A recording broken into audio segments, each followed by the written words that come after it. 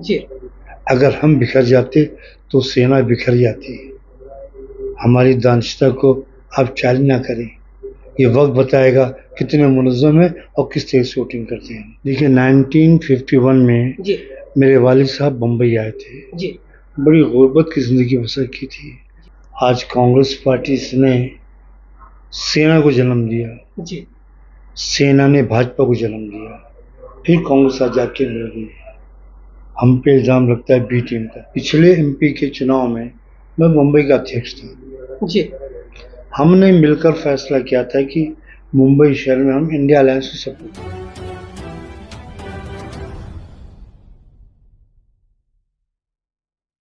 अस्सलामुअलैकुम, मैं हूं आपका दोस्त खुर्शीद आलम और आप देखना शुरू कर चुके हैं आपका अपना और प्यारा चैनल सेकुलर जनता।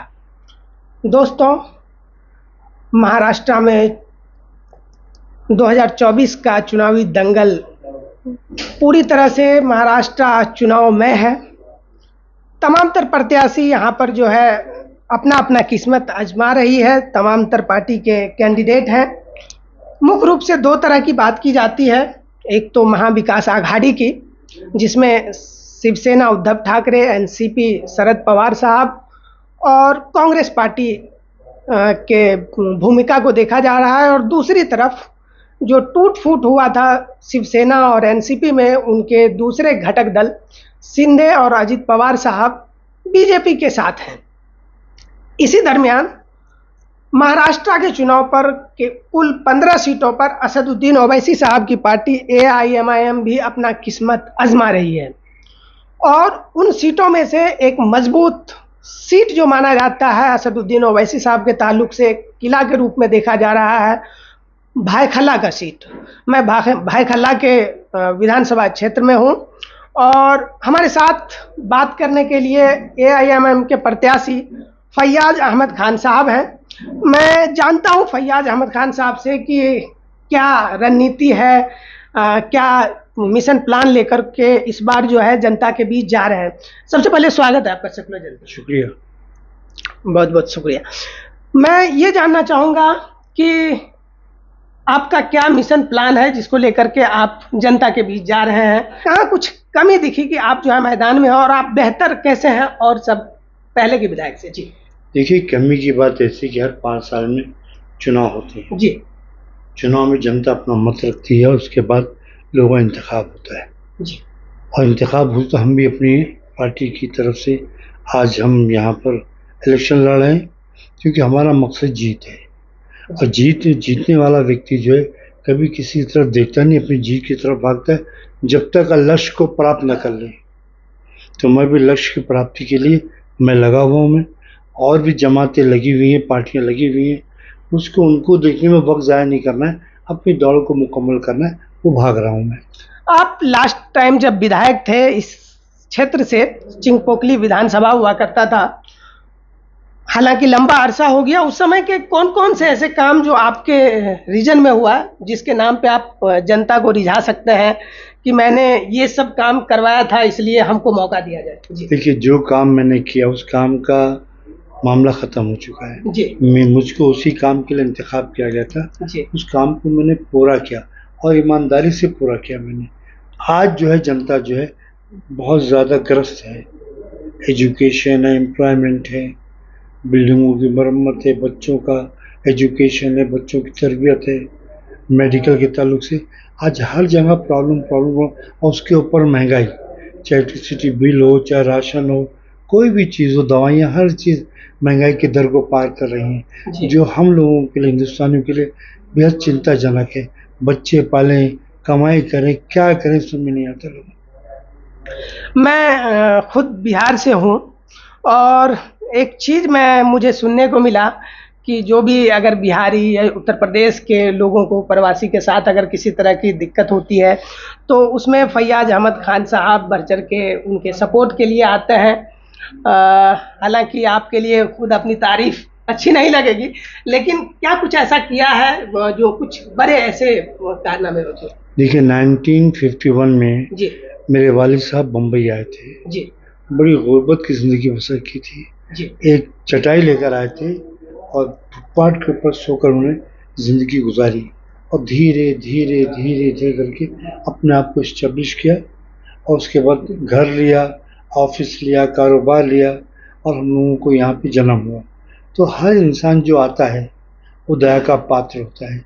मैं सोचता आज मेरा अच्छा है तो इनका भी अच्छा हो, ये भी आने वाले दिनों में इसी शहर के शहरी बनेंगे, इनके बच्चे भी तरक्की करेंगे, और ये खुद जो है इस देश के अंदर बहुत ज़्यादा योगदान करेंगे। फैयाज अहमद साहब भाई खला के क्षेत्र में नहीं, पूरे मुंबई के एक जाने माने चेहरा माना जाता है। किसी भी पार्टी में आप जा सकते हैं, महाविकास आघाड़ी मुस्लिम की वकालत कर रहे हैं, क्यों आपने एमआईएम को चुना? मेरा भाई वकालत कर रहे दिखाइए तो मुझको, आप कहाँ वकालत कर रहे हैं? आमतौर पे वोटर तो मुसलमानों नहीं, वोटर बात तो वहाँ पिछले एमपी के चुनाव में मैं मुंबई का अध्यक्ष था जी। हमने मिलकर फैसला किया था कि मुंबई शहर में हम इंडिया अलायंस को सपोर्ट करें। हमको भले उन्होंने साथ नहीं दिया, हमको अलायंस में लिया, लेकिन वक्त का तकाजा था कि उस वक्त जो है हम सब लोगों ने बाकायदा तौर पे साइलेंट रहे और चुनाव में इंडिया अलायंस का सपोर्ट किए। अगर हम लड़ जाते तो 2-3 सीटें इनकी खराब हो सकती थी, हमने वो कराने की कोशिश नहीं की। एक चीज मैं और समझना चाहता हूँ, पहली बार भाई खला के क्षेत्र में 2014 में पतंग उड़ा था, उस समय कैंडिडेट वारिस पठान थे, और पिछले बार वोट 14 के तुलना में ज़्यादा लाए, लेकिन अच्छे खासे मार्जिन से 20,000 के मार्जिन से चुनाव हार गए। क्या कुछ वजह लगता है कि उस समय ये समस्या आई? देखिए मेरा भाई, वजह क्या थी मैं नहीं जानता जी। मैं उस चुनाव के अंदर मुंबई का अध्यक्ष बनाया गया था और मैंने भरपूर मेहनत की थी, जिसमें 31 से 32,000 वोट लेकर वो हारे थे। इस बार हम उस गलतियों को नहीं दोहराएंगे और अपनी कामयाबी को निश्चित कराएंगे और उसको ताकत से लड़ाई लड़ाएंगे। मैं इलेक्शन कमीशन का वेबसाइट को खंगाल रहा था कि यहाँ के कितने प्रत्याशी हैं। 12 जो है मुस्लिम प्रत्याशी दिख रहे हैं, ठीक है, निर्दलीय हैं, छोटी पार्टियों की है, मजबूत तो 2-3 ही है, लेकिन नहीं लगता कि इससे जो है मुस्लिम वोट बिखर जाएगा और कहीं ना कहीं बीजेपी को फायदा हो सकता है? जी देखिए, मुसलमानों की वजह से जो यहाँ के एमपी साहब है वो जीते हैं जी। अगर हम बिखर जाते तो सेना बिखर जाती है। हमारी दानिशता को आप चाली ना करें, ये वक्त बताएगा कितने मुनज़्ज़म है और किस तरह से वोटिंग करते हैं। एमआईएम जो है महाराष्ट्र के ताल्लुक से बहुत मजबूत कह सकते हैं, क्योंकि पिछले बार का एनालिसिस किया जाए तो 2 सीट जीतने में कामयाब हुई थी, 4 से 5 सीटों पर दूसरे स्थान पे और कई सीटों पर तीसरे स्थान पे थी। वहीं अगर समाजवादी पार्टी के ताल्लुक से बात किया जाए तो उनका 2 केवल एमएलए जो है जीते थे और सब कैंडिडेट के बुरा हाल था। क्या कुछ वजह लगता है कि ये महाविकास आघाड़ी वाले तरजीह नहीं दे रही है मुस्लिम लीडरशिप को बढ़ाने के लिए और असदुद्दीन ओवैसी साहब को साथ नहीं ले रही है? जी मेरा भाई, आज कांग्रेस पार्टी ने सेना को जन्म दिया, जी, सेना ने भाजपा को जन्म दिया, फिर कांग्रेस आज जाके मिल गई। हम पे इल्ज़ाम लगता है बी टीम का। बी टीम कौन है ये देख लो आप। जी मुसलमानों को डराने के लिए सेना को लाया, जी, सेना भाजपा को लाया। आज भाजपा अलग है और सेना और कांग्रेस खड़ी मैदान में। तो वक्त का पहिया है, ये घूमकर वही जगह पर आता है जहां से शुरू होता है। अगर मैं महाविकास आघाड़ी की बात करूं, वो भी कहीं ना कहीं हमको ऐसा लगता है कि किनारे करते हैं, ज़्यादा मुस्लिम प्रत्याशी नहीं उतारते हैं। इस बार मात्र 11 जो है प्रत्याशी महाविकास आघाड़ी की तरफ से हैं। क्या लगता है कि ऐसी स्थिति में जब वो जो है कैंडिडेट नहीं देना चाहते हैं, चूंकि कैंडिडेट नहीं देंगे तो कोई जीतेगा या हारेगा कैसे, तो इस वक्त का क्या जरूरी दिख रहा है क्या कि एमआईएम का सपोर्ट लोगों को करना चाहिए? जी क्या कहेंगे? देखिए, आवाम है जी, ये बेहतर जानती है किस वक्त किस जगह में सपोर्ट करना चाहिए, किस जगह पे नहीं करना चाहिए, और हम लोग आवाम के नुमाइंदे हैं और जो आवाम फैसला करती है वो सबसे सटीक होता, सबसे अच्छा होता है। क्या वजह है? कुछ सीटें ऐसी हैं, मलाड की मैं बात करूं और भी ऐसे सीट हैं जहां कम मुस्लिम पॉपुलेशन है, उनके बावजूद जो है कैंडिडेट मुसलमान होते हैं महाविकास आघाड़ी के, लेकिन भाई खल्ला जैसे औरंगाबाद जैसे सीट पर नहीं होते हैं। इसका क्या कुछ वजह देखते हैं? जहाँ जीतने की उम्मीद है मुसलमानों की वहाँ ही अपने उम्मीद डालते हैं, जहाँ हारने का निश्चित है तो वहाँ मुसलमान डालते हैं। मतलब आप ये कहना चाहते हैं कि केवल जो है लीडरशिप देने की बात करते हैं, लेकिन जमीन पर उनका कोई असर नहीं होता। एक चीज मैं और समझना चाहूंगा कि पिछले बार का जो चुनाव था यहाँ पे, उसमें क्या लगता है कि मुस्लिम वोट में कहीं ना कहीं बिखराव हुई थी, जिसके वजह से जो है एमआईएम यहाँ से कामयाब नहीं हो पाई थी। 25,000 वोट लेके जीत जाती है, 31,000 वोट लेके हार जाती है। पहले की बात है जी, 5 साल में बहुत ज्यादा बदलाव हो चुका है, जहनों में काफी बदलाव है, सोच में काफी बदलाव है, तो इस बार नहीं होगा इंशाल्लाह। इस बार नहीं होगा। अंत में चलते चलते मेरा अंतिम सवाल और बिना लांग लपेट सीधा सवाल, भाई खल्ला के लिए फैयाज अहमद साहब क्यों? जी देखिए, भाई खल्ला के लिए फैयाज अहमद क्यों, इसका जवाब जनता देगी आपको जी। मैं एक प्रत्याशी हूँ। मैं नहीं, क्या आप करके देने वाले हैं कुछ खास जो आपका मिशन प्लान है, इस वजह से पूछ रहा हूँ जी। देखिए, एक सच्ची ईमानदारी राजनीति में करता हूँ मैं जी। मेरी राजनीति के अंदर कभी किसी लालपाट नहीं होती है, स्ट्रेट फॉरवर्ड रहती है, और ज़मीन को, इंसानों को सच्चाई दिखाना मेरा फर्ज है। और एजुकेशन, हेल्थ की ज़्यादा महत्वपूर्ण है। हेल्थ और एजुकेशन जो है बहुत ज़रूरी है। एक चीज मैं और देख रहा हूँ, जहाँ जहाँ एमआईएम के मजबूत प्रत्याशी हैं, वहाँ पे काफी सारे मुस्लिम कैंडिडेट उतर रहे हैं। इनके पीछे कोई साजिश है क्या? क्या आपको लग रहा है? मेरा भाई अब पता नहीं क्या है क्या नहीं है जी। हमारे यहाँ भी कुछ उतरे हुए हैं, अब 4 तारीख के बाद देखेंगे वो रुकते हैं या जाते हैं, फिर समझ में आएगा कौन पीछे कौन आगे है। समय कम है, 20 दिनों का समय है, कितना बड़ा चैलेंज है। देखिए, चैलेंज कबूल करना हमारी फितरत है। इंशाल्लाह अल्लाह ने चाहा तो यकीनन हम जीतेंगे।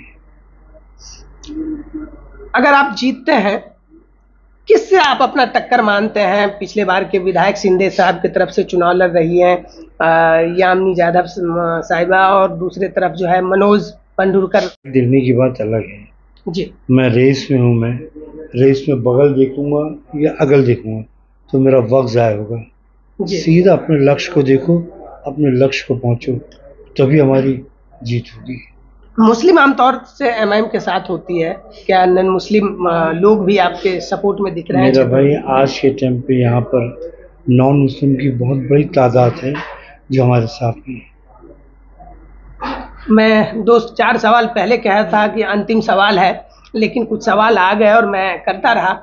15 सीट चुनाव लड़ रही है मजलिस इत्तेहादुल मुस्लिमीन, और एक आप मजबूत दावेदार हैं यहाँ से, और मुंबई के अध्यक्ष भी रहे हैं, तो आपसे ये सवाल पूछना जरूरी हो जाता है कि लोगों में एक सोच पैदा हो रही है कि एमआईएम क्या किंग मेकर की भूमिका में आ सकती है? क्या 10-12 सीटें जीत पाएगी? कम सीटें लड़ रहे हैं, 48 न लड़कर 15 लड़ रहे हैं, तो इनका फायदा मिलेगा क्या? मेरा भाई देखिए, वक्त और समय का पहिया है जी। इसको हम नहीं घुमाते, रब घुमाता है, ईश्वर घुमाता है जी। हम तो अनुमान नहीं लगा सकते हैं, लेकिन रचयिता तो ऊपर बैठा हुआ है जी। ये सवाल का जवाब मेरे पास नहीं है, ये सवाल जवाब ऊपर रचयिता के पास है। एक चीज और, चूंकि अबू आजमी के खिलाफ एमआईएम ने कैंडिडेट उतार दिया, आपके भी सीट पे सपा के कैंडिडेट हैं, क्या कुछ चैलेंज होगा क्या? देखिए, मैं नहीं मानता है जी। ज़मीन पे बैठा हूँ, ज़मीनी हकीकत जानता हूँ मैं, और किसी भी चैलेंज को मैं कबूल करता हूँ, मैं उससे भागता नहीं हूँ। मैं जितने भी लोग आते हैं, बिल्कुल आइए, चुनाव लड़िए, आपका इख्तियार है, आपका मुख्तार है, आपको हक है इस मुल्क में। ये तो आवाम फैसला करेगी किसका इंतखाब करना, किसका इंतखाब ना करना। उसमें कौन सी परेशानी की बात है? 10 क्या 50 तो फर्क क्या पड़ता है उसके अंदर में? जी, बहुत बहुत शुक्रिया, आपने अपना कीमती समय दिया। फैयाज साहब का कहना है कि 10 क्या 50 लड़े, आवाम को फैसला करना है, और तमाम तर सवाल के बड़ी बेवाकी से जवाब दिए। आपको पूरा इंटरव्यू कैसा लगता है और कहां से आप देख रहे हैं, कमेंट बॉक्स में लिख करके ज़रूर दें। दोस्तों, अगर आपने अभी तक अपना और प्यारा चैनल सेकुलर जनता को सब्सक्राइब नहीं किया है तो सब्सक्राइब कर घंटी के बटन को जरूर दबा दीजिएगा, और वीडियो पसंद आए, हमारा ये कोशिश पसंद आता हो तो इस भाई को लाइक देना मत भूलिएगा। मिलते हैं फिर किसी दूसरे वीडियो के साथ, दूसरे शख्सियत के इंटरव्यू के साथ। तब तक के लिए दीजिए हमें इजाज़त। जय हिंद, जय भारत।